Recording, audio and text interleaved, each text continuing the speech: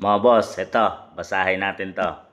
Well, if the little miracle of Supreme Court reversing itself could it still happen, one of us would move to take a vote in the Senate para ilabas yung impeachment complaint sa archive. Yan ang sinabi ni Senator Riza Ontiveros. Isa to mga boss na sinasabing contender para sa 2028 presidential election. Isa siya sa pinagpipilian ng mga pinklawan-dilawan bukod kay Leni Robredo mga boss no, na ikakalaban dito kay BP Inday Sara. Dahil si BP Inday ay hindi pa man umaaming or sinasabing tatakbo, pero siya ay tinutulak na ng taong bayan na siya ang susunod dahil magulo no ang bansang Pilipinas ngayon.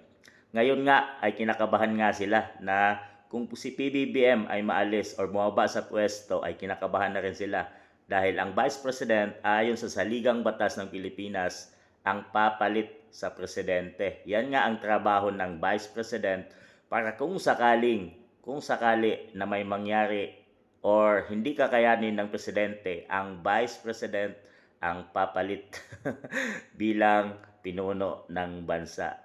Yan mga boss. Ngayon ay bubuhayin nila ang impeachment na naka-archive sa Senado. Pero 1 year yan mga boss dahil next year nila gagawin.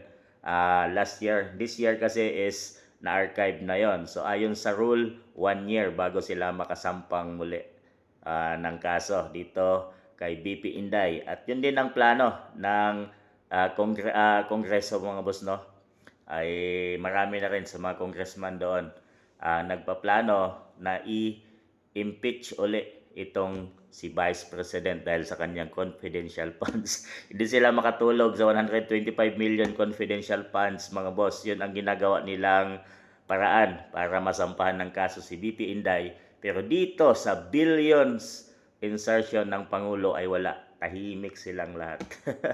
Dito lang sila nag-iingay sa Vice President. Ibig sabihin talagang di nila matanggap na ito ay malilinis ang kanyang pangalan, dinudumihan nila para masira at hindi na makatakbo sa 2028 election dahil siguradong kung siya man lang ang makakalaban ni BP Inday sa 2028 ay malalampaso to mga boss.